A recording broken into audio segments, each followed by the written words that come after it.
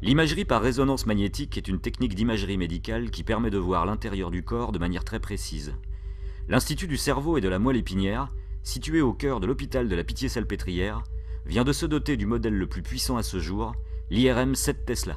L'imagerie par résonance magnétique, l'IRM, c'est une technique qui est très utilisée en médecine, qui est très utilisée pour étudier le fonctionnement et l'anatomie du corps humain.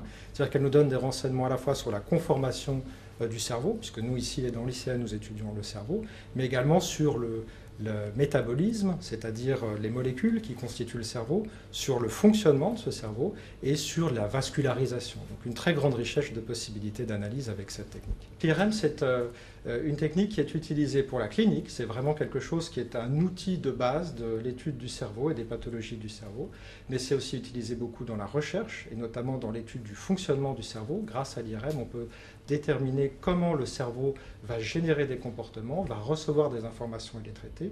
Et aussi, c'est une technique qui peut être utilisée pour la chirurgie, à la fois pour le planning opératoire, c'est-à-dire comment opérer, avec quelles procédures, quelles sont les cibles de la chirurgie, mais de plus en plus maintenant pour réaliser des traitements dans la machine. En France, vous avez environ 600 IRM qui sont installés. La plupart des IRM sont des IRM à 1,5 Tesla. Alors qu'est-ce que c'est le Tesla? C'est l'unité de champ magnétique. Et plus vous avez de Tesla, plus vous gagnez en signal, c'est-à-dire plus vous récupérez d'informations du corps humain.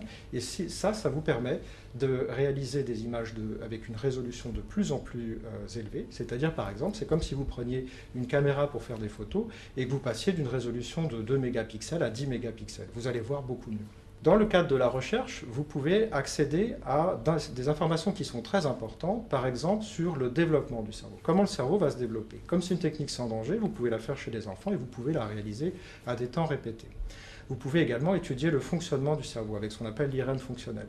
C'est-à-dire que vous allez pouvoir voir presque en temps réel comment le cerveau va réagir lorsque vous devez réaliser un mouvement, ou parler ou réfléchir. Dans l'ICN, dans l'Institut du cerveau et de la moelle épinière, ces outils sont utilisés à la fois pour comprendre le fonctionnement du cerveau, la motricité, le langage, la mémoire. L'IRM 7 Tesla sera opérationnel à l'été 2011 et appuiera les travaux de recherche du plus grand centre de neurosciences d'Europe.